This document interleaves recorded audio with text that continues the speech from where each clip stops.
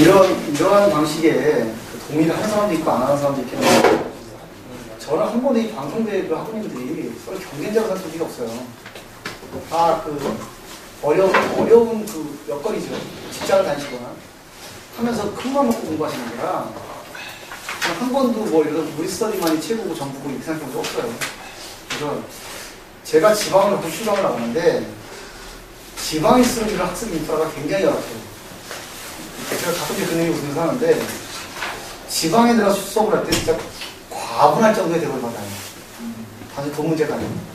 그만큼 그 서울의 학우님들은 아무래도 그 결핍감을 잘 모르는 것 같고, 지방 분들은 많이 그런 걸 느끼세요. 한번 특강 들으면 막 돈을 바꿔야 돼요.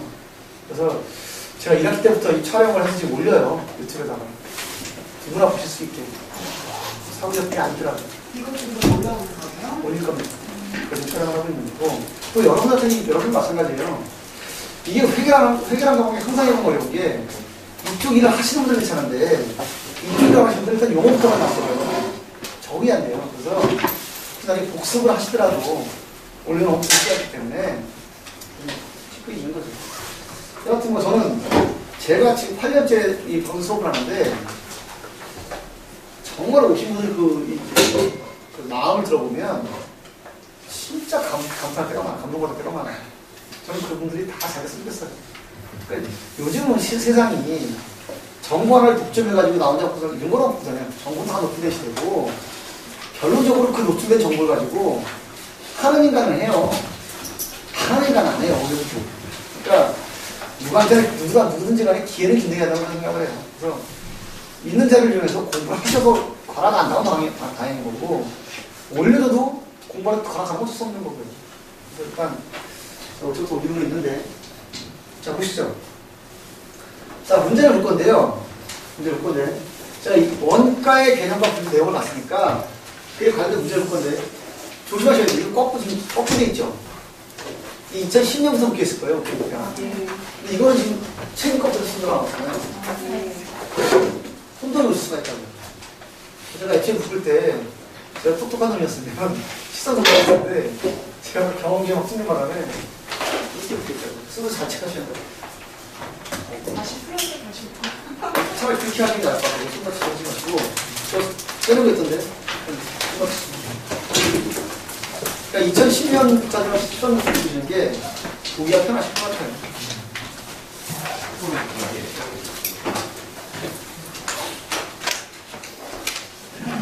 자, 보시죠. 먼저 2010년 거. 자, 이번부터 볼 건데요. 자, 보실래요? 다음 중 직접 재료비로 분대하는 거. 아까 나왔었던 거죠. 재료비는 직접 재료비와 간접 재료비가 있다. 잘 보시나요? 그래서 일단 직접 재료비는 그때 포착이 되는 거니까. 정리할 시간 좀 드릴까요?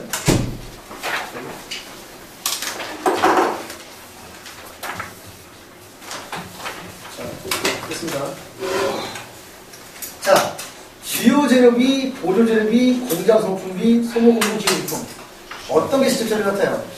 주요 재료비. 당연히 바로 포착되는 게 직접 재료비고요. 두 번째 문제요. 2번. 분별 원가 계산시. 분별 원가 계산이 뭔가요? 분별이 한번 해볼래요. 우리가 보통 그 관리부서는 부서라는 걸 쓰죠. 홍보부, 총무부 이런 거 쓰는데, 보통 제조원장은 부문이라는 걸 써요. 여기 보면 분별 원가 계산하는 거는 각 부서별로 원가 계산한다는 뜻이에요. 제조 부분이면 제조 부분, 보조 부분이 보조 부분. 자, 원가 계산 시 제품이 경유하는 부분은 어디예요? 어디 지나가죠?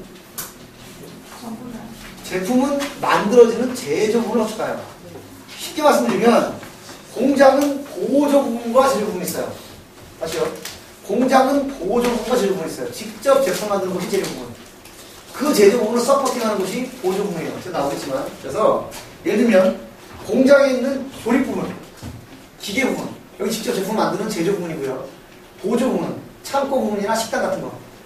그러니까 직접 물건을 만드는 것을 서포팅하는 것을 보조 부분, 직접 만드는 것을 제조 부분이라는 다는 제품은 반드시 어디 거쳐가야 한다? 제조 부분을 거쳐가야 한다. 10번 보실래요? 여기 약간 응용이 필요한데요. 다음 중 신기계 구입 시에 관련 원가를 물었죠? 10번. 새로운 기계를 구입할 건데요. 그때 관련 원가. 관련 원가는 두 가지 요건을 충족해야 한다면서요. 기억하시나요? 뭐였죠? 미래 원가율하고 또 하나는요? 대체한 간에 차이가 있어야 한다. 그럼 보세요. 기존 기계 구입 가격. 이건 이미 지나간 거죠? 이거는 메모로가고요. 기존 기계의 각가닥비. 역시 메모로가죠? 기존 기계의 잔존가액. 역시 메모로가 현재. 그럼 보세요. 신기계 구입 가격. 살 때 미래의 돈이 들어가는 것이고, 두 번째는요. 기계마다 가격이 다르겠죠? 그래서 이 두 번째 게 관련 원가가 되는 겁니다. 그렇죠? 다음은 22번.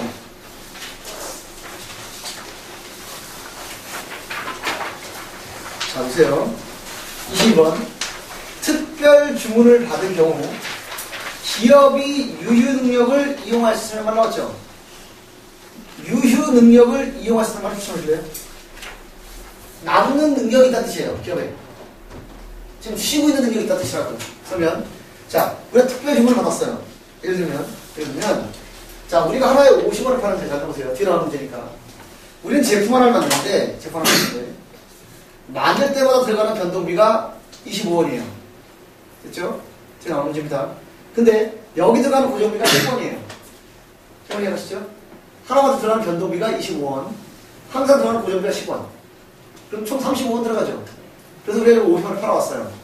이해가시나요? 네. 그런데 저쪽에서 우리한테 이렇게 얘기하는 거죠. 지금 우리 생산능력이 남아있다는 얘기예요. 남아있어요. 그쪽에서 이거 30원에 대량 구매할게요. 30원에. 이거 팔아야 한다 말아야 한다. 아시오? 잘 들어보세요. 요거 하나 만들 때 변동비가 25원씩 들어가요. 하나에. 그리고 하나당 고정비가 10원씩 들어가요. 그럼 총 원가가 35원이죠. 그래서 여태까지 50원에 팔아왔어요. 그런데 일단 만들 능력은 무한하고요. 이 능력이 있으니까. 근데 저쪽 거래처에서 하나에 30원에 대량 구매하겠대요. 이거 팔아야 한다 말아야 한다. 팔아야 한다. 얼마가 이익이죠? 아니 이익을 봐야 파는 거잖아요. 30원에서 그 변동비 빼는 거면 그러니까 변동비 뺀 거죠. 왜냐면 고정비는 유의능력이 있으니까 고정비 어차피 들어가는 거란 말이에요. 이걸 팔든 안 팔든 들어가는 거잖아요. 비과세 효과란 말이에요. 팔아도 고정비 들어간다는 얘기고 안 팔아도 들어가는 거잖아요. 이건 비과세 효과예요. 양쪽 대안의 차이가 없으니까. 그럼 결국은 뭐다? 만들어 팔 때 변동비만 과세 효과거든요. 변동비만 생각하시면 되는 거예요. 그럼 30원을 팔아서 원가 얼마 들어간다? 25원 들어가니까 나머지 5원이 남는 것이 된다 이런 얘기예요. 35원에 맞추면 된다고요. 왜 고정비 10원은? 팔든 안 팔든 들어가는 거니까. 그거는 의사결정과 관련이 없어요. 이해가시나요? 그렇다면 이 유의능력이 있을 때 뭐는 비과세 효과가 된다? 고정비는 비과세 효과가 된다. 이해가시나요? 만약에 유의능력이 없다면 이게 달라요. 우리는 딱 100개마다 그렇게 팔아요. 근데 이걸 만약에 20원에 팔려고 하면 30원에 팔려고 하면 안 팔 수 있죠. 고정비 더 들 수도 있는 거니까. 근데 지금 유의능력이 있는 거기 때문에 고정비는 어차피 되는 거라고요. 그러니까 이때 고정비는 비관련 효과가 된다. 이해가시나요? 네. 이 문제가 그 문제입니다. 22번. 특별 주문을 받은 경우 기업이 유효 능력을 이용할 수 있다면 의사결정 시 관련이 없는 경우 뭐가 된다? 고정비 이용. 맞습니다. 그러니까 유효 능력이 있다는 전제가 가능해요. 전제가 가능해요. 23번. 자, 설비의 유지 또는 대체 결정에서 자, 설비를 계속 유지하거나 다른 걸로 바꾸려고 해요. 그때 부설비, 이미 기존에 장부 같이 있죠. 다시요. 자, 기존의 설비가 있어요. 이거를 유지할 것이냐 아니면 새로 대체할 것이냐 따질 건데 그렇다면 이 부설비 맞죠? 부설비의 금액 이건 뭐가 된다? 자, 다시요. 설비가 있는데요. 설비가 있는데 이 설비를 쭉 쓰다가 이걸 계속 유지할 건지 아니 바꿀 건지 고민할 중이에요. 이해하시죠? 그러면 기존에 있는 기계의 장품의 금액은 뭐가 될까? 매월호가 지나가는 거가 되잖아요. 그럼 매월호까지는 되겠어요. 그렇죠? 네. 됐고요. 자, 27번. 이게 그 문제네요. 그 문제. Q 제품을 생산하기 위해서는 25원의 변동비와 10원의 고정비가 드는데 50원에 판매한다. 됐나요? 네. 그런데 이 제품을 30원에 1000단위 구입하겠다는 특별 주문을 받았대요. 이 주문을 유효설비를 이용하여 생산할 경우, 즉 생산 능력이 있다는 얘기예요. 그러면 순손익이 얼마가 되느냐? 일단 이 고정비는 비과전업가죠. 그러니까 변동을 하시면 되는데 우리가 30원에 팔았고 원가가 25원이면 개당 5원씩 남죠. 5원씩 해서 1000단위면 5,000원이 이익이겠네요. 할 수도 있죠. 그래요? 자, 요거 났을 때 이렇게 잘 보시고요. 이게 2013년에 나왔던 문제고요. 2012년을 봐보세요. 자, 2012년 1번인데요. 제품의 제조 과정에서 소비되는 재료의 가치를 화폐라는 측정 척도로 밝혀왔죠. 여러분들 신경 쓰실 건 소비되는 2012년 거 1번입니다. 제품의 제조 과정에서 소비되는 포인트빵. 소비되는 포인트빵. 잘 들어보세요. 우리가 재료를 샀을 때요. 재료를 샀을 때 사용하기 전까지 자산이죠. 그때는 원재료라고 부르는 거고요. 이걸 사용하면 비용이 되니까 재료비라는 걸 쓰는 거죠. 그럼 소비됐다는 얘기는 재료비를 잘 쓰는 얘기예요. 이해가시나요? 네. 자, 25번 것이 26번이다 이거예요. 25년 26번입니다.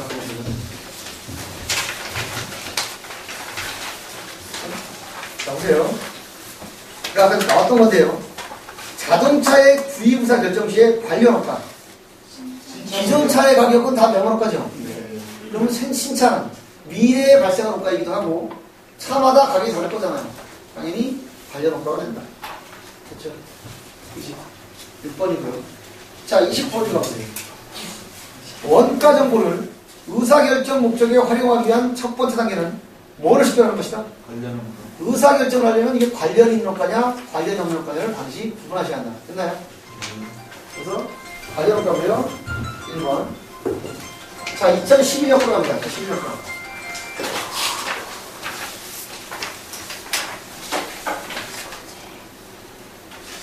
자, 요거 잘 보셔야 되는데, 자, 1번 보시면, 다음 중 주요 재료비라고 나왔죠?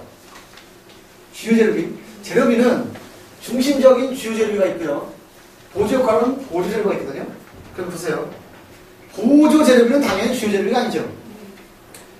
부분품비가 뭔가요? 부분품은 뭐냐면, 부분품은 어느 한 부분에 쓰여진 제품이거든요. 그럼 이건 여기 들어가는 것들은 다 주요 재료비예요. 공장 소모품비 당연히 보조 재료비고요. 소모공구 기구부품비도 역시 보조 재료가 되죠. 2번은 여러분들이 아실지 모르겠는데, 그 재무회계 배우실 때 재고산의 원가 과정을 6개 배우신 게 있을 거예요. 개별법, 사회선출법, 프리선출법, 총평균, 이동평균, 뭐 이런 것들. 자, 보세요.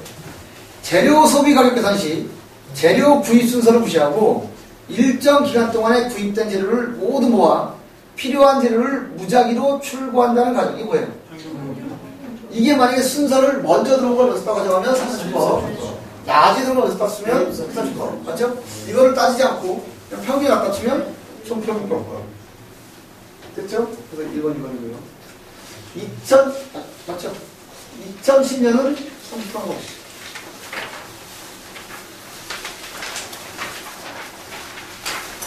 똑같은 문제들. 다음 중 신차 구입 시의 과제효과. 이거 뭐지?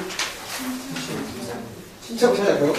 그 다음에 34번이요. 다음 중 노무 부비로 분리된다. 아까 제가 분리됐죠? 일단 표현 안 나시겠지만 여기 나오잖아요. 보세요. 주비는 주로 임금, 급여, 잡급, 상여 같은 걸 말하는 거고요. 나머지 뭐 공생비나 뭐 추가 지출 이런 것들은 노무 부비로 할 수 있죠. 이거 구분 잘 하셔야 되고요. 자, 이게 지금 보신 게 요 부분에 대한 문제들이에요. 일단 방송대 대학은요 출제 경향이 항상 개념을 묻는 게 많아요. 항상 개념이 굉장히 많이 나오죠. 그렇죠? 됐나요? 그렇죠? 자, 30번 46번이 할까요? 2번 34번은요 추가 효익이 된 제출 1번이죠? 그렇죠? 됐습니다. 한번 잘 정리해 보시고요. 두 번째 볼 거는 뭐냐면 제조 경비의 구분이라는데 단순해요. 제조 경비가 굉장히 다양하다면서요. 온갖 잡동사니가 다 모였다면서요. 이해가시나요? 온갖 잡동사니가 다 모였다. 그래서 특징에 따라서 4개 나올 거거든요, 지금. 제조 경비 종류는 굉장히 많아요. 그러다 보니까 특징에 맞게 4개 나올 건데, 먼저 월할 경비. 월할 경비가 뭐예요? 월 단위로 자를 수 있는 경비. 그러니까 1년에 얼마큼 나오면 10일 나오면 되잖아요. 그런 것들이 있어요. 월할 경비. 측정 경비는 뭐예요? 측정을 통해서만 그 금액이 나오는 거. 어떻게 했죠? 수도, 전기, 가스. 금액 제한한 경비를 할 수 있는 거 측정 경비. 됐나요? 지급 경비는 뭐예요? 그때 발생한 돈 주고 있죠. 다양합니다. 공유생비 굉장히 많아요. 이게 공유생비, 수선비, 뭐 운반비, 여하튼 그때 생겨서 지급하는 것들을 직경비라 해요. 이해가시죠? 아니 다르잖아요. 이거는 예를 들어서 정비제로 나오는 거라서 월 단위로 자를 수 있는 거고요. 이건 뭐라고요? 측정을 해야만 할 수 있는 거고. 이건 뭐라고요? 그때 발생하는 것들이잖아요. 이해가시나요? 발생 경비가 뭐예요? 요수 헷갈리시면 안 돼요. 지급 경비는 그때 밖으로 지급을 하는 돈을 얘기하는 거고, 발생 경비는요. 외부로 주는 돈이 아니라 기업 내부에 발생하는 비용 자체로 어떤 게 있나요? 감호소식 또요. 공소비 같은 거, 불합격품. 그러니까 요거 잠깐 깔리시는데 이건 그때 발생하면 두 지급하는 거예요. 또 지급하는 거고, 요건 외부로 지급하는 게 아니라 내부에서 발생하는 거예요. 감호손실이나 공소비나 해볼까요? 설명하고 있죠. 월할 경비는 1년, 6개월, 3개월 등 일정한 기간 단위로 발생하는 경비여서 매월 단위로 원가 계산이 가능한 재정이라면서 보험료도 1년짜리죠. 네. 그럼 월할 할 수 있죠. 그 다음에 임차료 보통 월 단위죠. 만약에 연납을 하셔도 월할 짤 수 있고요. 감가상비는 1년에 얼마 딱 나오는 거죠. 정액, 정액, 정률 나누시는 거고요. 세금과 국가 1년치죠. 그거 10일 나누면 월할로 계산할 수 있다. 이런 것들을 월할 경비예요. 그렇죠? 측정 경비는요. 측정 계기로 산정하여 결정하는 경비. 전력료, 수도료, 가스료. 됐나요? 됐고요. 지급 경비는요. 그때 발생한 지급하는 거 굉장히 많죠. 공유생비, 수선비, 운반비, 여객정비, 교재비, 외조비 이거 다 지급 경비예요. 지급 경비는 외부로 지급하는 거다. 이해가시나요? 그때 지급하게 되는 겁니다. 마지막 발생 경비는요. 외부에 지급되는 비용이 아니라요. 기업 내부에서 파손, 부패, 불합격 금액에 발생하는 비용으로 산출돼요. 이거는 외부로 지급하는 게 아니죠. 재무상 감호소비를 외부에 지급해요? 아니잖아요. 기업 내부에서 없어진 거잖아요. 공소비는 뭐예요? 공손이 불합격품이에요. 맞다 불량 난 거. 그건 외부로 지급하는 게 아니죠. 거기에 원가 들어갔단 말이에요. 그래서 지급 경비는 그때 외부로 지급하는 돈이고, 발생 경비는 지급하는 게 아니라 기업 내부에서 발생하는 겁니다. 이해가시나요? 자, 원가 계산할 때요. 요거 조심하셔야 되는데, 회계는 무슨 주의다? 발생주의다.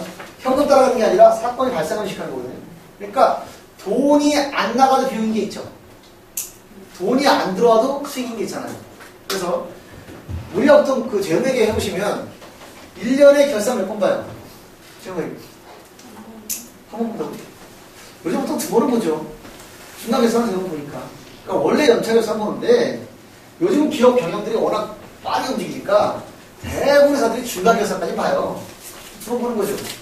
그리고 좀 큰 곳은 분기 결산도 봐요. 분기 결산까지도. 많아야 4번이거든요, 재무제표는. 근데 원가는 얘기가 달라요. 생각을 한번 해보실래요? 원가가 어디 가냐면, 제가 이걸 만들어서 팔 건데요, 지금부터. 만들어 팔 건데, 보시다시피, 직접비는 속속이지 않죠. 근데 간접비는 계산을 해봐야 되거든요. 근데, 원가가 나와야 모든 게 시작되죠. 원가가 나와야 가격도 나오고, 물량도 나오고 다 나온단 말이에요. 그래서 원가는 굉장히 빠른 판단을 필요로 해요. 그래서, 원가의 쪽은 월차 결산 봅니다. 한 달에 한 번 결산 봐요. 이해가시나요? 그러면 보세요. 우리가 당월의 재정비를 찾을 때 이게 당월 건이 아니야 그걸 구분하지 않단 말이에요.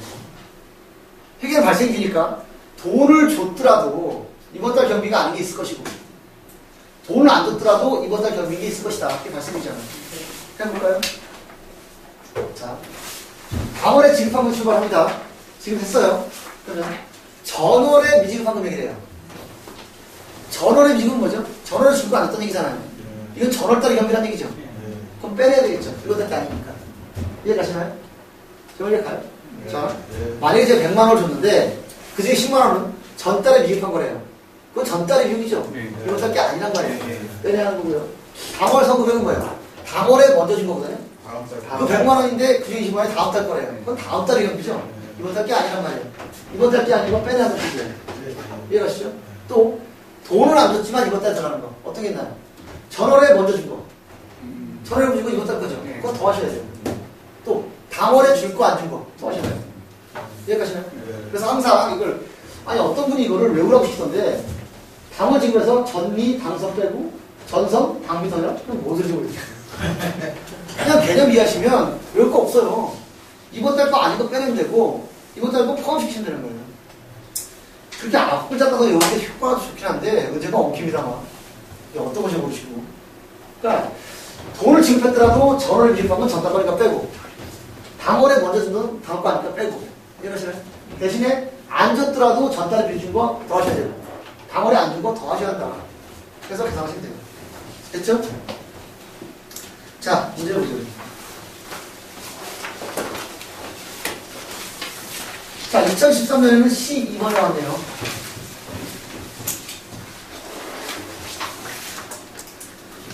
자, 당월 임금 지급에 130만 원 출발하는 거죠. 네. 이해가시나요? 당월 임금 미지급액은 더한다 뺀다. 뭐야 되고요? 202만 원이죠? 전월 임금 미지급액은 전할 거죠? 네. 60만 원 빼셔야 합니다. 됐죠? 그러면 얼마예요? 202만 원에서 60만 원 빼시면 137만 원이죠? 할 수 있겠어요, 이걸? 네. 하시죠. 자, 2012년 2번을 보시죠. 다음 제주경비 중 월할 경비는 뭔가요? 아까 자, 공유생비는 뭐예요? 지급경비. 그러니까 외주가공비는요? 지급경비고요. 전력료는요? 측정경비. 감가상비만 월할 경비입니다. 됐죠? 자, 2011년 3번. 재고자산 감보서식과 같이 현금 지출을 수반하지 않는 내부 거래 발생한 적이 뭐예요? 발생경비. 발생경비죠. 이렇게요. 지급경비는 그때 외부 지급하는 경비죠. 네. 측정경비는 측정을 해야만 할 수 있는 것이고 월할경비는 정기적 비용이라 나눌 수 있는 거고요. 그렇죠? 자, 2010년 1번입니다. 2010년 1번 2번인데요. 자, 1번. 다음 재료경비 중 지급경비는 얼마냐? 볼까요? 자, 공유생비는 뭐에 속해요? 지급경비. 보험료는 뭔가요? 월할경비. 월할경비. 전력료는요? 측정경비. 재산 감보손실은요? 발생경비. 발생경비죠. 됐습니다. 자, 2번. 다음 자료를 이용하여 단기 이동을 계산하면 자, 발생기니까 단기 찾는 겁니다. 당월 임금 지급에서 출발하죠? 네. 그리고 줄여서요. 당월 임금 미지급액은 더한다 뺀다. 더 해야 되는 거죠. 그럼 1140. 전월 임금 미지급액은요? 빼고. 빼야죠. 그러면 1500. 900만 원이네요. 그랬나요? 좀 간단하죠. 요거는 뭐 할 수 있을까? 자, 이게요. 이제 보조 부분의 원가 금방법이라는 건데, 제가 여러분 자료 드릴 때, 요렇게 한가닥 공간이 있어요. 이 공간에 여러분들 그림 그리시러 놔둔 겁니다. 나중에 시험장 가실 때는 요거하고 문제만 쓰면 되는 거니까, 딴 데 쓰지 말고 여기다 그리시라고요. 친절하게 만들어 보라고요. 그리시라고. 자, 보조분의 원가를 물어볼 건데요. 그릴까? 이럴까? 한번 볼게요. 있으면 좋겠는데.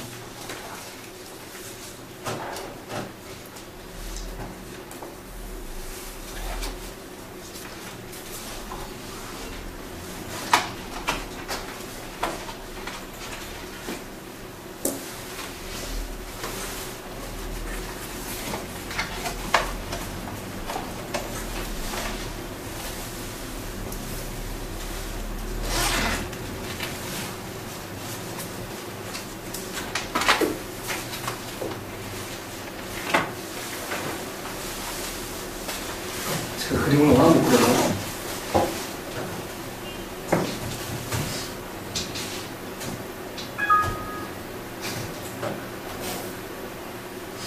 아, 잊어버렸다, 이거.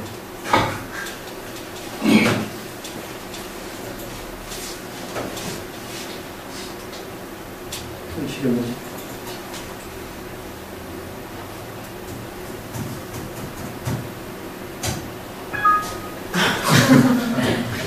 참. 딱 그래야지.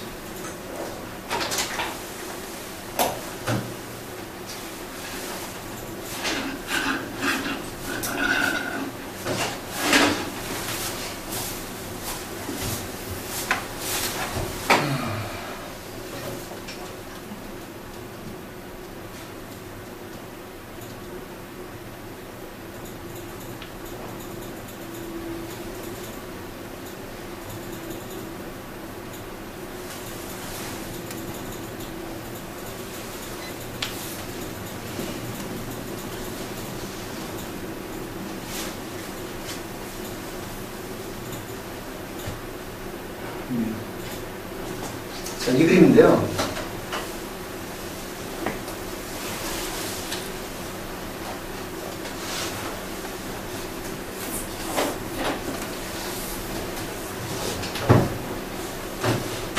이게 뭐지?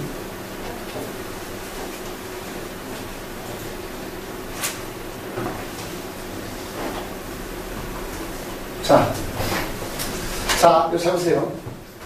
이게 지금 공장이거든요.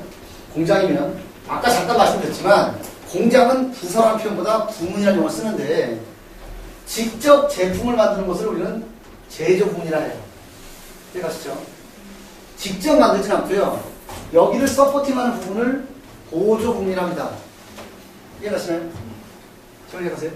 그러니까 기계 부분에서는 직접 기계 돌려서 제품을 만들겠죠. 조립 부분에서도 만들 거란 말이에요. 이건 제조부문이라고 부르는 거고 직접 만들진 않지만 제조부문이 일을 잘할 수 있게 서포팅하는 부분을 보조부문이라 합니다. 이해가시죠? 선생님 좀 그림 그려야겠네요.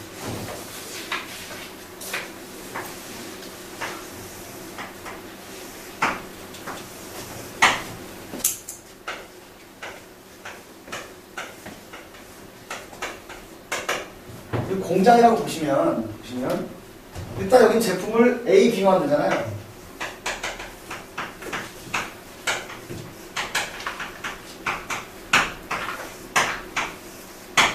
두 개를 만드는데 A 제품과 B 제품을 직접 만드는 부분을 제조 부분이라고 하고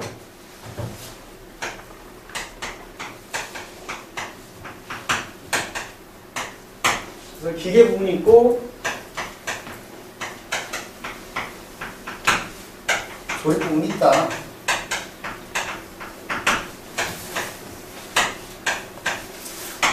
반면에요, 직접 만들진 않고 이 제조 부분을 서포팅하는 보조 부분이 있다. 이해가시죠?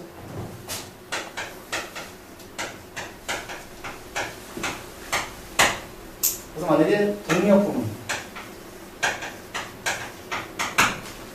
식당 부분이 있어요.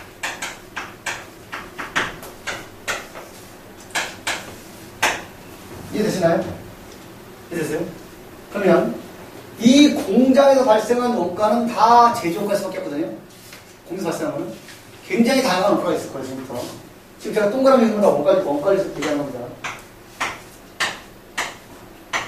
이 동그라미가 공장에서 발생한 원가라고 가정을 하면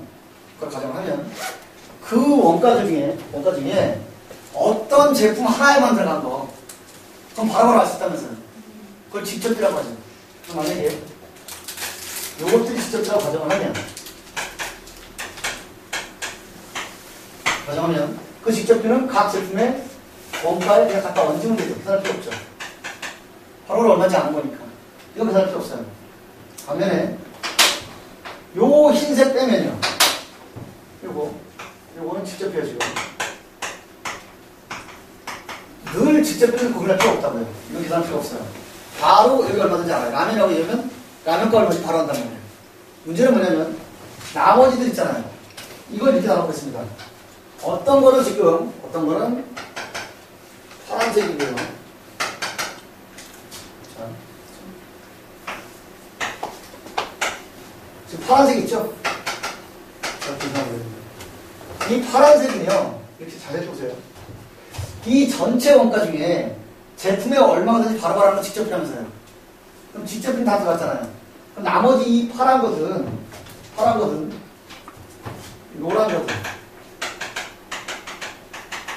이 노란 거든, 이건 결국 뭐가 된다? 다 간접비란 말이에요. 이해가시죠?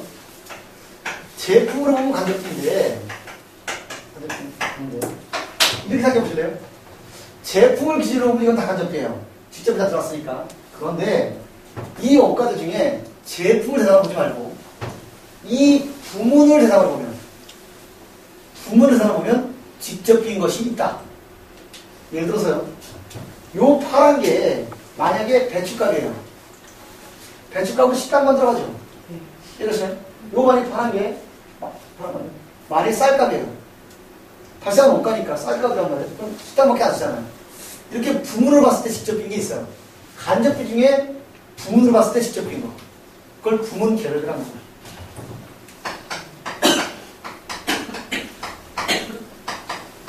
이해가십니까? 그러면 이 파란색들은 제품으로 보면 간접비는 분명한데 부문을 기준으로 보면 직접이란 말이에요. 이해가시나요? 쌀과 배추가루는 여기가 들어가잖아요. 또 만약에 이 파란 게 어떤 전기 부품이라고 하자면 여기까지 들어갈 거 아니에요. 그래서 부문으로 봤을 때 직접 빈 게 있어요. 부문 개별이라는 용어를 써요. 직접이랑 간접비 용어 섞이면 안 되니까 직접 대신에 개별을 쓴다고. 부문에 개별도 들어갑니다. 이해가시나요? 그러면 여기서부터 치고요. 됐죠? 상황인가요? 이건 여기만 쓰인 거니까 나오는 필요 없잖아요. 그 부문에 모인단 말이에요.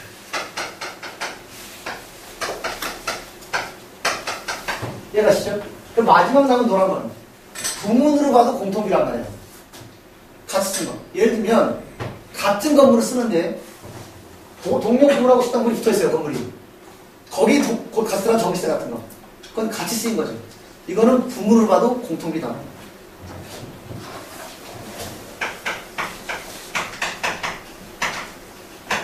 그래서 이 공통비는요. 한 군데만 들어간 게 아니라 두 군데에 들어간 거니까 나눠줘야 한단 말이에요. 예를 들어서 이건 기계 부분과 동료 부분 들어갔고 얘는 식당 부분과 완전히 기계 부분 들어갔고 공통 들어가니까 나눠줘야 한다는 소리가 나와요. 이해가시나요? 그러면 이렇게 채워진다는 거예요. 그래서 부분별로 원가가 끝나는 거예요. 이해가시죠? 그럼 자, 다시 한번 정리할게요. 제조 원가는 어떻게 하신다고요? 먼저 제품을 봤을 때 직접 비인 거. 바로 투입되는 거 어떻게 가져요? 나머지는 다 간접비입니다. 다 간접비인데. 제품 말고 부문을 대상으로 보면 어떤 특정 부문에 안 들어간 부문 계열비가 있고 계산할 필요 없죠. 부문에 딱 얹으면 되는 거니까. 또 부문으로 봐도 양쪽에 공통으로 들어간 게 있어요. 어떻게 한다? 나눠줘야 한다. 완전히 이렇게 모이는 거예요. 이해하시나요? 그래서 또 싹 펴보면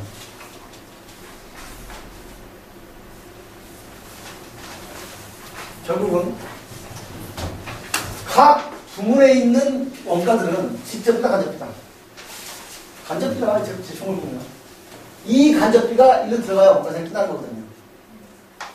항상 직접비 소금 안 쓰겠다고 말씀드렸죠. 요 간접비를 어떻게 이거 보내에 따라서 원가가 틀려지는 거란 말이에요. 이해가시나요? 그럼 보세요.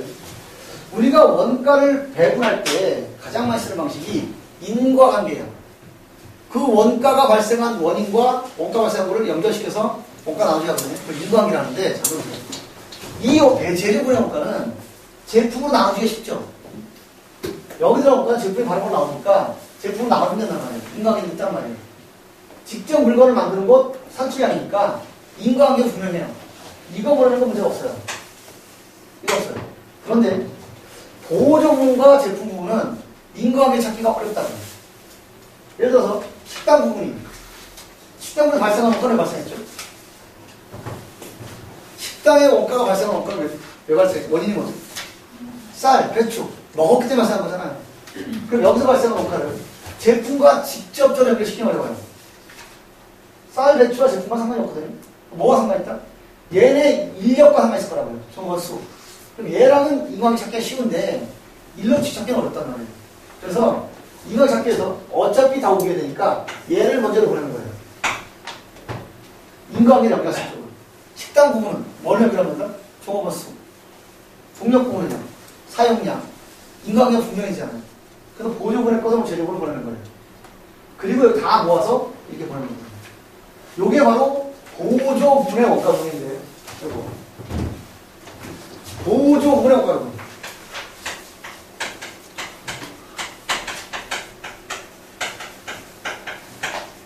잘 보는데, 방법 세 가지가 있어요. 직접 배분법, 단계배분법, 상호배분법. 세 가지가 있어요. 이겁니다. 잘 보세요. 지금 하고자 하는 게 뭐죠? 보조분해 원가를 제조보다 보냈다는 얘기잖아요. 즉, 여기 모여있는 원가를 다 이거 보내겠다는 뜻이에요. 이해가시죠? 그래야 여기 있는 걸 다시 보내서 원가세는 끝이 나니까. 그러면 보조분해 원가를 저번에 보내는 건 문제가 없는데 이것의 핵심은 뭐냐면 이 원가를 양쪽으로 보내는 건 분명해요. 문제는 얘들끼리 주고받는 원가가 있느냐예요. 보조분 간에 주고받는 원가가 있느냐. 이해가시나요? 예를 들면 식당 부분은 동력 부분 애들이 와서 밥 먹었을 거 아니에요. 그럼 그 원가 발생시켰을 거 아니에요. 거꾸로 식당은 동력 갖다 썼을 거 아니에요. 전기 같은 거. 식당 부분도 동력분에서 갖다 쓴 게 있단 말이에요. 그렇다면 상호 간에 주고받고 있겠죠. 원가를. 이해가시나요? 아니 이 공장 안에 동력 부분과 식당 부분이 무슨 왼손진 것도 아니고 서로 안 줄 일 없잖아요. 반드시 주고받을 거라고요. 식당 부분은 동력 부분에다가 식사 제공할 거고요. 동력 부분은 식당 부분에 전기 제공할 거라고요. 이해가시나요? 그런데 문제는 뭐냐면 서로 주고받은 것을 완전히 인정하고 문제를 풀면 계산이 복잡해져요. 그걸 상호협법이라고 하는 거예요. 실제로 주고받은 걸 다 인정하고 푸는 방법을 상호협법이라고 합니다. 근데 계산이 정말 복잡해요. 왜 그런 논리가 나오냐면 잘 보세요. 만약에 동력 부분에서 발생한 원가가 100만 원이에요. 됐죠? 식당에서 발생한 원가가 만약에 200만 원이에요. 만약에 동력 부분에서 식당 부분으로 간 게 20% 가져가시고 전화 보십시오. 이렇게 하면 되죠. 동력 부분은 200만 원이고요. 원가가. 식당 부분은 100만 원이에요. 그런데 동력 부분 중에 원가 중에 20%를 식당 부분이 썼고 사람수가 아무래도 사용량이 식당 부분이 동력 부분으로 만약에 10% 썼다고 치면 됐죠? 그러면 원가 변분을 해야 되거든요. 200만 원을 20% 변분해주면 40만 원을 더해주죠. 맞나요? 다시 10% 보내면 얼마 걸린다? 14만 원을 하면 이 금액이 바뀌는 거 아니에요? 다시 또 20% 가야 된다. 다시 또 10% 가고 계속 돌게 된단 말이에요. 계산이 복잡해진다. 그래서 이때는 연립방정식 푸셔야 돼요. 두 가지씩 세워서 동시에 풀어내야 돼요. 복잡하잖아요. 회계는 수학이 아닌데. 그래서 실제로 현실적으로는 상호협법은 맞아요. 이게 실제 그럴 거잖아요. 얘네들끼리 왼수주간도 아닌데 동력 부분에서 식당 부분에 야 저렇게 먹죠. 뭐 장작 펴서 끓여 먹든가 마음대로 해. 식당 부분에 동력 부분 니네 둘이서 밥 먹죠. 뭐 짜장면 시켜 먹든가 드셔서 이렇지 않을 거 아니에요. 분명히 서로 좀 받을 거거든요. 그런데 그렇게 하기는 어렵단 말이에요. 복잡하단 말이에요. 그래서 실제로 그렇다는 게 아니라 간편한 계산 방법을 만들어낸 거예요. 실제가 아닙니다. 직접 배법은 주고받는 걸 완전히 무시해버리는 거예요. 이거 없다고요. 그럼 계산 깔끔해질 거 아니에요. 간편해진다고. 이해가시나요? 문제는 뭐냐? 이게 도니까 문제가 되는 거거든요. 그래서 일단 얘네끼리 전혀 주고받지 않는다 라고 가정하고 푸는 것을 직접 배법. 상호협법은요. 완벽하게 다 주고받는 방식 풀어야 돼요. 방정식 푸시합니다. 그러면 단계법은 섞은 거예요. 두 개 중에 어떤 거든지 먼저 발표하는 것만 주는 거예요. 두 번째 거 안 준다고요. 그럼 돌 일은 없겠죠. 이게 수월할 일 없을 거 아니에요. 그럼 이게 가요. 만약 동력 부분을 먼저 발표한다고 치면 동력 부분은 식당 부분에 간 것을 인정해요. 하지만 식당 부분은 인정하지 않습니다. 그 저기 돌지는 않을 거 아니에요. 이해가시나요? 방법을 만들어낸 것이다. 이해가시죠? 원칙적으로 뭘 해야 맞다고요? 상호용법이에요, 현실적으로. 근데 계산이 복잡해요. 어떻게 할까? 방법을 만들어낸 건데요. 첫 번째 직접 배분. 서로 간에 주고받는 뭔가 전혀 인정하지 않는 거예요. 완전히 무시하는 거예요. 계산이 간편합니다. 단계일법은요. 둘 중에 먼저 배분한 쪽만 졌다는 걸 인정한 쪽이에요. 이해가시나요? 자, 됐고요.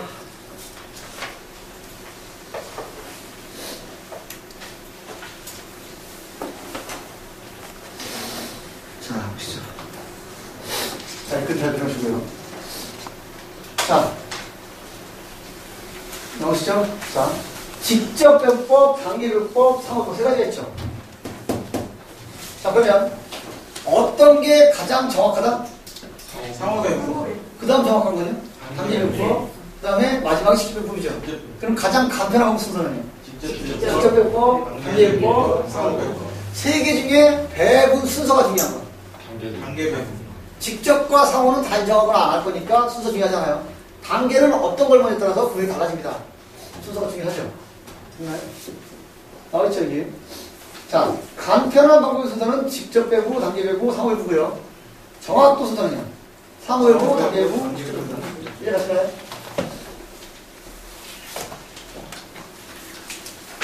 자, 단계 배부는요. 배분 순서가 중요하다. 이해하실 수 있죠? 직접 배분법은 서로 간에 완전히 무시하는 거니까 순서 중요하지 않아요. 원본 상관없어요. 상호 배분은요. 동시에 다 인정할 거니까 상관이 없어요. 단계 배분 먼저 하는 것만 배분하니까 단계 순서가 중요하단 말이에요. 이해가시죠? 자, 분별 원가 계산차가 이걸 말하는 거죠. 보실래요? 먼저 1단계 제조관제표를 어떻게 한다? 부문으로 보낸다. 부문 볼 때 어떻게 보내죠? 부문 개별비를 갖다 얹으면 되고 공통비는 나눠주면 돼요. 그 다음에 보조분의 원가를 제조분으로 먼저 보낸다. 이거 정말 되는 거죠. 그 다음에 제조분을 보조분으로 보낸다. 이 순서예요. 이해가시나요? 어떻게 한다고요? 부문으로 먼저 모은다고요. 부문. 어떻게 모은다고요? 부문 개별비를 갖다가 얹으면 되고 부문 공통비는 나눠주면 된다. 다 모여지면 보조분의 원가를 제조분으로 보내고 제조분의 원가를 제품으로 보낸다. 이해가시나요? 그렇다면 이 부문 공통비를 나눠주는 기준은 일반적으로 있단 말이에요. 인과하게 따라서 건물의 간단화표는 어떻게 배분한다? 부문이 점유한 면적이나 건물의 금액. 부동산 임차료, 건물보험료, 공소비는 역시 면적이고요. 기계장치 감가상각비나 보험료는요. 기계장치 금액. 자, 동력비는요. 사용량이죠. 연구에 걸면요. 직접 들어갑니다. 식당이나 공유생비, 인사관리. 모르는 사람이 좋다? 좋은 것수. 이게 배분하는 기준이에요. 이해되시죠? 자, 문제 내보죠. 이 문제까지만 보고 소개해 드릴게요. 자, 2013년 20분서예요. 2013년 20분서.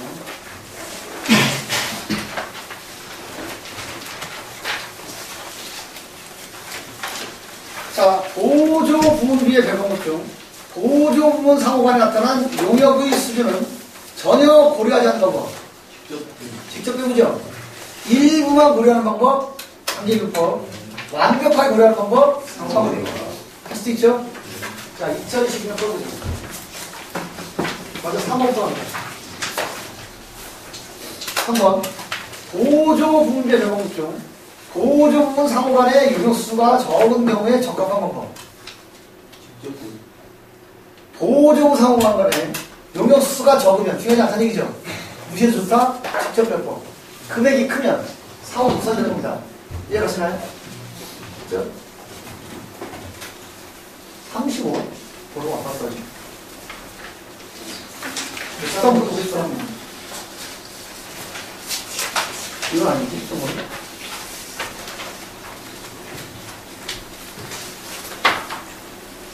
이거 아주 표준 효과라고 해야 되고요. 못하네요. 썸은 아닙니다. 그냥 저 표준 효과 같이 보여줄 거고요. 35부까지. 아, 이번에는. 자. 35번. 부문 공통비 배분 결정 시 기본적인 고려사항. 부문 공통비가 뭐라고요? 여기서 말하면 노란색. 노란색. 부문으로도 공통을 하는 거. 자, 이때는 어떤 걸 고려해야 돼요? 공통비니까 이거는 공통성을 기준으로 하셔야 합니다. 이거 35번 잘못, 13번 잘못 들어간 거니까 제가 나중에 풀이형까지 해드릴게요. 자, 2011년 4번. 부문별 원가 계산 시 제품이 경유하는 부분 어디예요? 제조부문이었죠? 그 다음에 5번. 부문 공통비 중 공리비의 배분율을 가장 적절한 거. 공리비. 뭐였죠? 종업원 수. 그죠? 6번. 보조 부문비의 배분국 중 보조 부문 사고가 나타난 요격 수는 전혀 고려하지 않는 거. 직접적인 거죠. 그죠? 자, 2010년 3월 6일까지.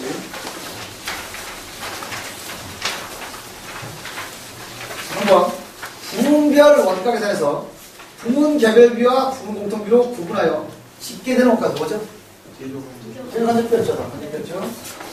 자, 4번 부문 공통비의 배분 기준으로 각 부분의 점유 면적이 적절한 것. 건물이죠. 건물 같은 거 마찬가지죠. 자, 6번 이론적인 측면에서 가장 합리적인 보조 부문비의 배분법. 연속 일단요 1번과 4번이 둘 다 상호별법이에요. 그런데요 1번과 4번 중에 하나겠죠. 근데 상호 직접별법보다 상호 연속별법이 가장 정확합니다. 복잡하기도 하고. 그렇죠? 그래서 여기까지가 보조분의 원가 배분. 자, 쉬었다가 원가 해석을 보겠습니다.